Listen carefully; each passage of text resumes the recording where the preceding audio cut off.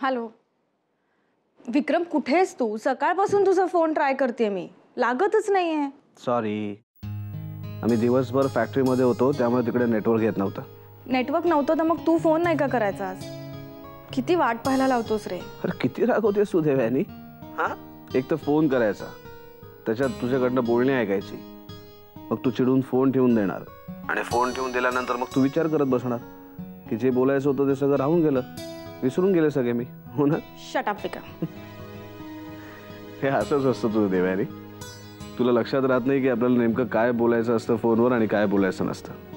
सगळं विसरून जातेस तू. मी ना काही बोलणारच नाहीये आता. हो चालेल, तू असं कर, अजून एक 2 वर्षांनी तू आमच्याशी नाही बोललीस किंवा असं आमच्यावर रागवलीस तरी चालेल, कारण तोपर्यंत आम्ही पर्यायी व्यवस्था करून ठेवली असेल.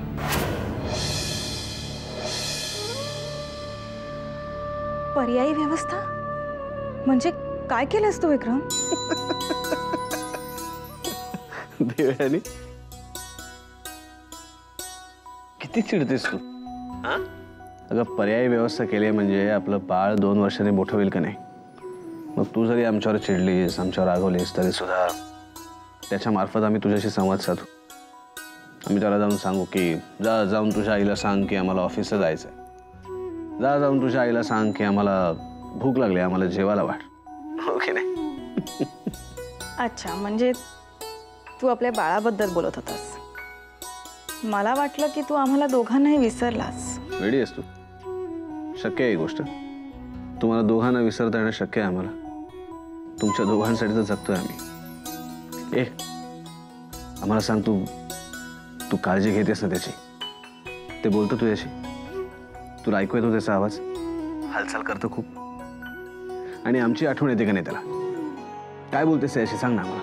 वेगळायस का तू विक्रम? हे बघ, एवढ्या लवकर असं काही समजत नसतं. 2-3 महिने गेले ना की मग कळेल. तू आधी मला सांग की तू येतोयस कधी? खरं सांगू तुला,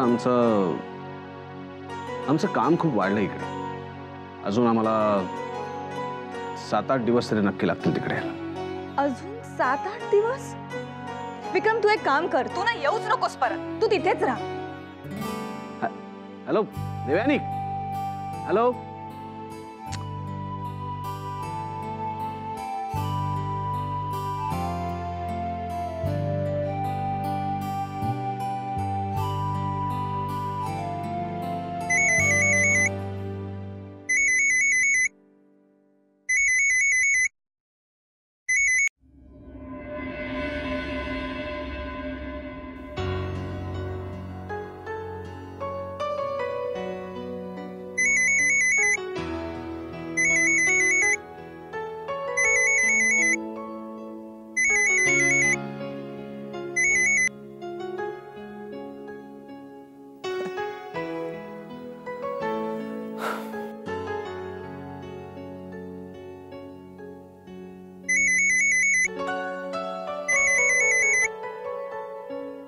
काय आहे? तुला खूप राग येतो का आजकाल आमचा? हा, तुला काय वाटलं आम्ही खरंच 7-8 दिवसांनी परत येणार आहोत? एवढा पण विश्वास नाही आमच्यावर? ठीक आहे, आम्ही आता तुझ्या जवळ उभे आहोत, अगदी जवळ. विश्वास बसत नाहीये? बघ उजवीकडे, बघ तर.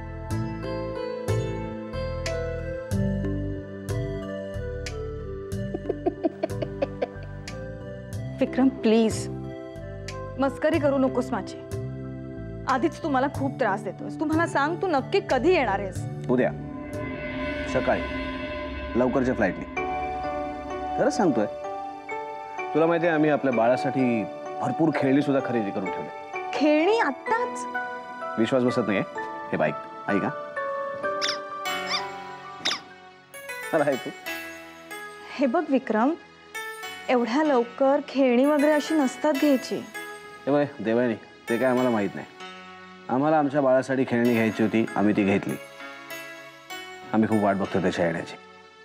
आम्हाला आत्तापासून त्याची सगळी तयारी करून ठेवायची. कळलं तुला? असं लांब राहून बाळाची काळजी नाही घेता येत. एवढंच काही वाटत असेल ना तर इथे ये आणि आमच्या दोघांची काळजी घे. तू आता मला फायनली सांगणार आहेस का? तू कधी येतोयस? उद्या सकाळी तू आमच्या स्वप्नातनं जागी व्हायच्या आत आम्ही तुझ्यासमोर हजर असू. प्रॉमिस. देवयानी, मी करते नंतर फोन. साईमा, तुम्ही कशाला ज्यूस घेऊन आलात? मी घेतला असता ना. तू असं नेहमी म्हणतेस आणि न घेता शेवटी झोपतेस. नाही साईमा, खंडू आणि जानी असतात ना काळजी घ्यायला. खंडूजानीचं तू ऐकलं असतंस का? आणि नोकरांकडनं असा ज्यूस पाठवण्यापेक्षा स्वतः आणण्यात वेगळा आनंद असतो ग देवयानी. ठीक आहे साईमा, मी घेईन ज्यूस. तुम्ही आराम करा. नाही नाही नाही, तू बैस आधी खाली. तू माझ्या समोर घे.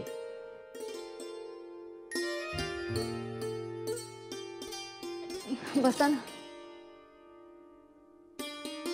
घे.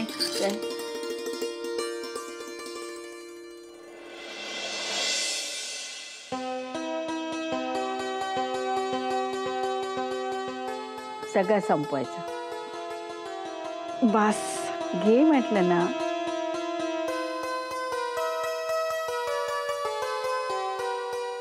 देवयानी, पी म्हटलं ना. लवकर. आता कसं शहाण्यासारखी वागलीस. ज्यूस प्याली नसतीस ना तर आदित्य राजांकडे आम्ही तक्रार करणार होतो. विक्रमचाच फोन आला होता आता. हो, कधी येत आहेत ते? म्हणाला तर उद्या सकाळी येतो म्हणून. चला, बरं झालं. आता तुला एकटं एकटं तर वाटणार नाही आणि तुम्ही दोघं कुठेतरी बाहेरही जाऊ शकाल, नाही का? देवानी, बरं झालं मला आठवण झाली. चल चल उठ, आपल्याला देवाजवळ जायचंय. चल लवकर उठ.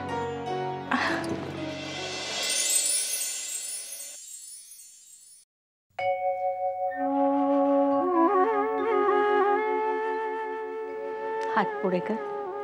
काय साईमा? हा धागा आहे, तुला आणि तुझ्या बाळाला दृष्ट लागू नये म्हणून. माझी श्रद्धा आहे. विश्वास आहे माझा तुमच्या श्रद्धेवर. अगं,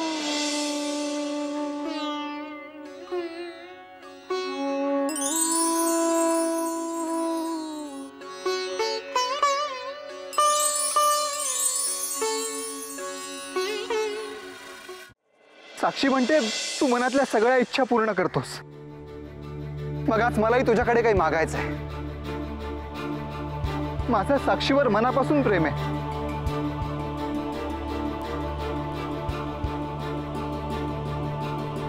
मी तुझ्याकडे साक्षीला आयुष्यभरासाठी मागतोय. मला आयुष्यभरासाठी साक्षीची साथ हवी आहे.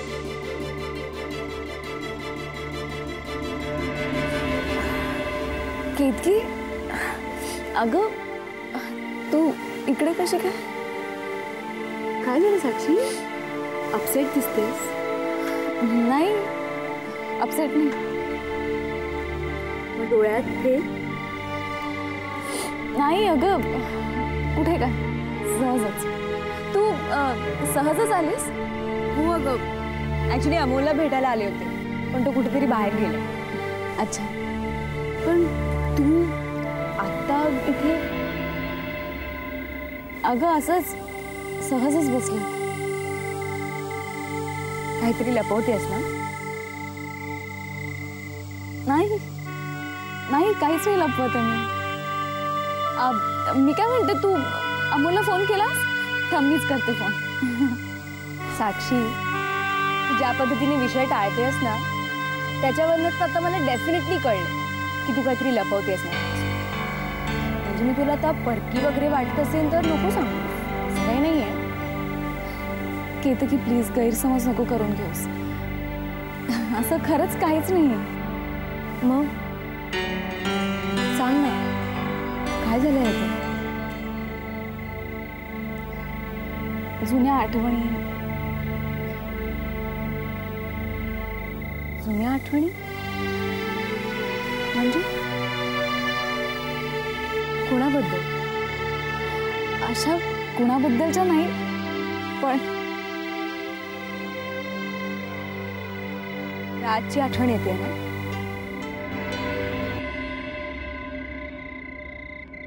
म्हणून अपसेट आहेस. तुला राजबद्दल कसं माहित?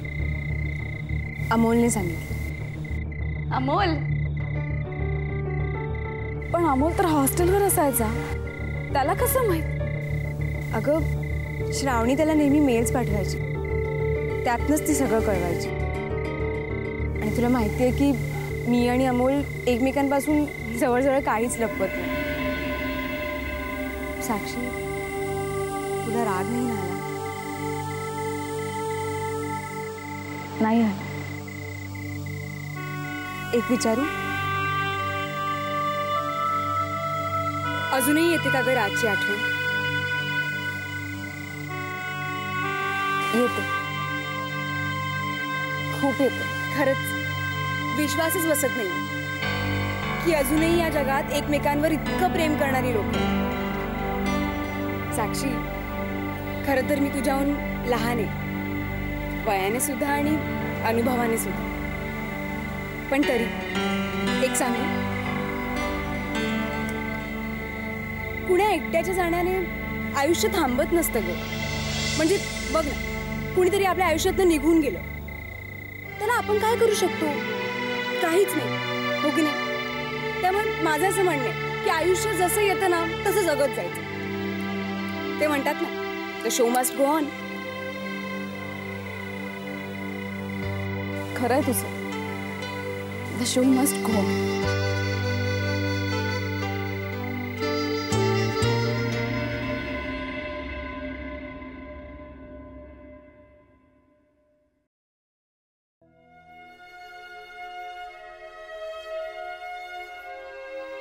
रागिणी, काय झालं?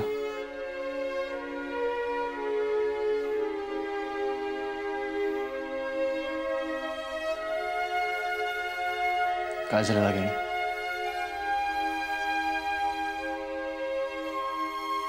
बस इथे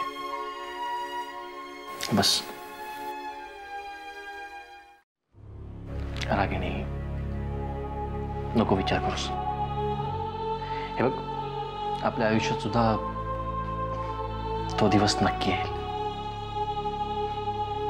खरंच. अगं, प्रिया वहिनी आणि भैयासाहेब यांच्या आयुष्यात इतक्या वर्षांनंतर हा दिवस आलाय. खरंच सांगतोय मी, आपल्या आयुष्यात सुद्धा तो दिवस नक्की येईल. मलाही वाटतं रे, मी आई व्हावं, आपल्याला एक बाळ असावं, मग आपलं आयुष्य त्याच्यापासूनच सुरू होईल आणि त्याच्यापाशीच संपेल. आपल्याला जे मिळालं नाही ना, ते सगळं आपण त्याला देऊ. त्याला कशाची कमी नाही पडू द्यायची आपण. आपलं आयुष्य कसं बदलून जाईल ना.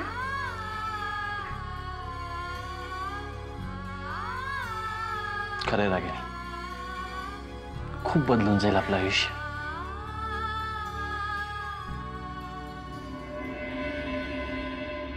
पण एक सांगू,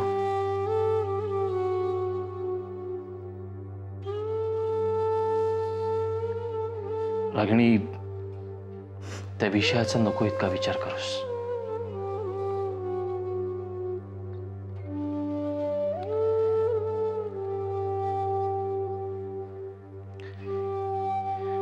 हे बघ, आपल्या नशिबात जे आहे ते आपल्याला मिळणारच आहे की नाही.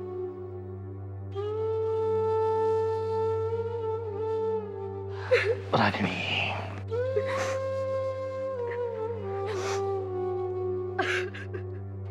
शांत. हे बघ, पण जे आपल्या नशिबात नाही त्याचा उगाच अट्टास कशासाठी करायचा?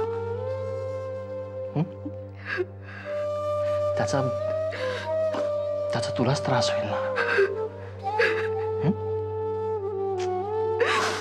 शांत, रडू नकोस.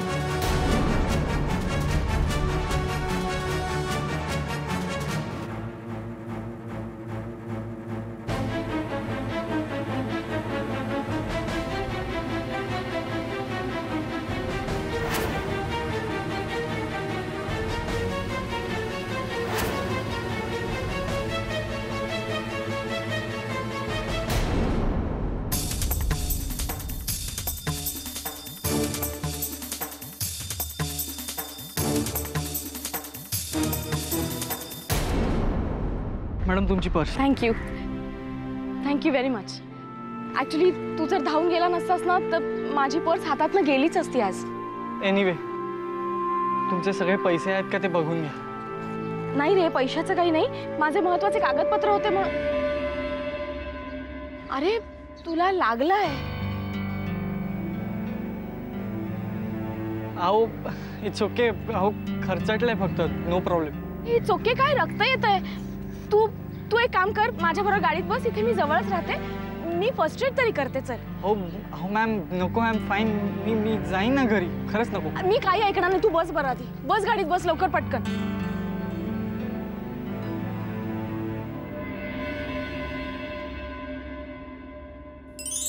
देवयानी, तू एकटीच? प्रियदर्शनी कुठे आहेत? म्हणजे तुम्हाला सांगून नाही गेल्यात? नाही. मी सकाळी खोलीत गेले तर त्या नव्हत्या. मला वाटलं तुम्हाला सांगून बाहेर गेले असतील. काय झालंय प्रियदर्शनीना? आजकाल त्या नीट बोलतही नाहीत. घरातही त्यांचं काही लक्ष नसतं, एकट्याच खोलीत बसून असतात. हो साईमा, गेल्या काही दिवसांपासून त्या खूप अस्वस्थ आहेत. म्हणजे बाळ नाहीये ना, म्हणून त्या खूप डिस्टर्ब्ड आहेत. कित्येक दिवसात मीही त्यांना हसताना पाहिलं नाही. पण मग आज कुठे?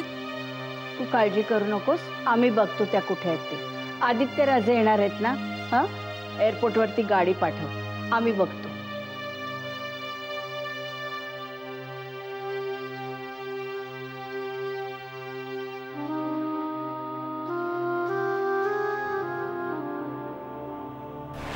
पण हल्ली असं वाटायला लागलंय की स्वतःवरचा संयम सुटत चाललाय आमचा. इतर कुठल्याही गोष्टीत नाटक करणं सोपं आहे, पण आईपणाचं नाटक नाही जमत आहे कधी.